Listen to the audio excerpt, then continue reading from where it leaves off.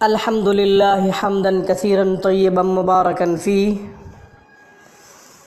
Welcome to channel روحانی پرواز۔ روحانی پرواز میں ہم آپ کو ایک دفعہ پھر ایک نئے عمل کے ساتھ خوش آمدید کہتے ہیں۔ یہ عمل ان مریضوں کے لیے مجرب ترین عمل ہے جو ہر طرح سے علاج کروا کے تھک چکے ہوں، جگہ جگہ سے علاج کروایا ہو مگر مایوسی کے سوا کچھ بھی نہ ملا ہو، سب نے لا علاج قرار دے دیا ہو۔ اگر موت مقدر نہیں تو انشاءاللہ یہ مجرب ترین عمل ضرور شفا یاب کرنے میں مریض کے لیے معاون ثابت ہوگا۔ مریض کو انشاءاللہ اس عمل سے خوشی کی نوید سننے کو ملے گی اور حشاش بشاش ہو جائے گا، بشرط یہ کہ زندگی مقدر ہو۔ ابھی تک آپ نے ہمارے چینل روحانی پرواز کو سبسکرائب نہیں کیا تو روحانی پرواز کو سبسکرائب کریں تاکہ ہماری ہر آنے والی نئی ویڈیو کا نوٹیفیکیشن سب سے پہلے آپ کو ملے اور آپ فائدہ اٹھا سکیں۔ ہماری خوبصورت روحانی اسلامی ویڈیوز جو کہ وظائف کی صورت میں آپ کی خدمت میں پیش کی جاتی ہیں، انہیں اپنے فیملی ممبرز اور فرینڈز کے ساتھ شیئر کرنا مت بھولیں۔ اب میں عمل کی طرف آتا ہوں۔ وہ مریض جن کی مرض کسی کی سمجھ میں نہ آ رہی ہو،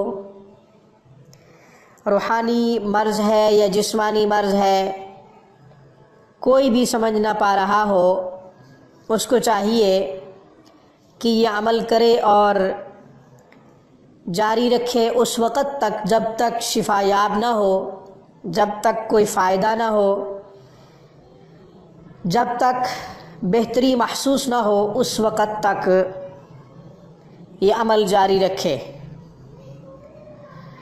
اللہ تبارک و تعالی نے تقدیر میں یہ لکھ دیا ہے کہ کس کو کون سی مرض کب لگے گی، اور یہ بھی لکھ دیا گیا ہے کہ کس عمل سے یا کس معالج سے اس کو شفا ملے گی۔ اس لیے کوئی بھی مریض مایوس نہ ہو، زندگی میں علاج مسلسل کرواتے رہنا چاہیے، معالج تبدیل کرتے رہنا چاہیے۔ نہ جانے اللہ نے کس معالج کو ہمارے لیے مسیحا بنایا ہے، نہ جانے کس معالج کو اللہ تعالیٰ نے ہمارے لیے شفا کا ڈاکٹر مقرر کیا ہے، شفا کا طبیب مقرر کیا ہے، یہ تو اللہ جانتا ہے۔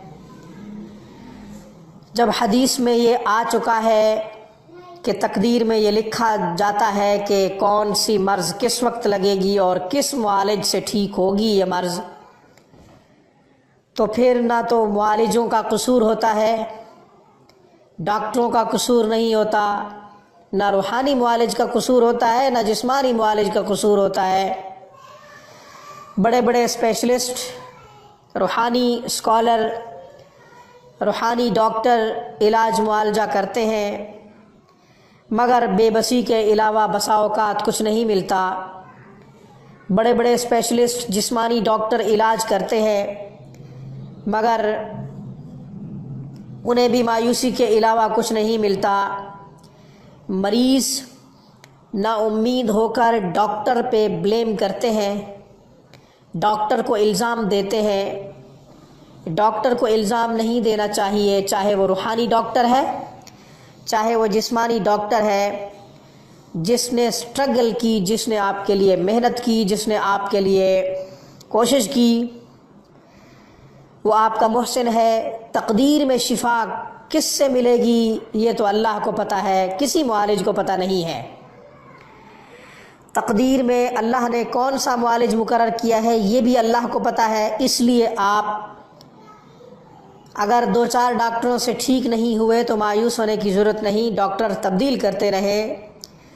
تقدیر میں اگر اللہ نے زندگی لکھی ہے، موت مقدر نہیں ہے، تو اللہ تعالیٰ اس آزمائش سے ضرور نکال دیں گے اور اس معالج تک پہنچا دیں گے جس معالج کو اللہ نے مقرر کیا ہے۔ ان ہدایات کے بعد اب عمل آپ کی خدمت میں پیش کرتا ہوں۔ عمل بہت آسان ہے، مختصر ہے۔ سورۃ مجادلہ پارہ نمبر 28 کی پہلی سورت۔ سورۃ مجادلہ 3 دفعہ مریض خود پڑھے، اگر پڑھنے پر قدرت رکھتا ہے، پانی پہ دم کرے، روزانہ کی بنیاد پہ پانی پی لے، روز دم کرے اور روزانہ پیے۔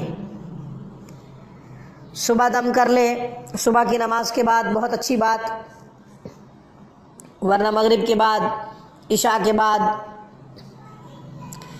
جب بھی دم کرے اگلے 24 گھنٹے تک وہی پانی چلے، کوشش کرے کہ وہی پانی پیے، بڑھا کے وہی پانی پیے۔ 3 دفعہ سورۃ مجادلہ پڑھنی ہے، چھوٹی سی سورت ہے، زیادہ وقت نہیں لگے گا، عمل بہت مختصر ہے۔ 40 دن تک اس عمل کو کریں، انشاءاللہ ضرور بہتری محسوس ہوگی۔ اگر پھر بھی بہتری محسوس نہیں ہوتی تو اپنے کسی بھی معالج سے، روحانی معالج سے مشورہ کر لیں۔ 40-41 دن تک اس عمل کو ضرور کریں، انشاءاللہ پھر کسی نئی ویڈیو میں روحانی پرواز کی طرف سے ہم آپ کی خدمت میں دوبارہ حاضر ہوں گے۔ اس وقت تک کے لیے مجھے روحانی پرواز سے اجازت دیجیے۔ السلام علیکم، اللہ حافظ، اللہ نگہبان۔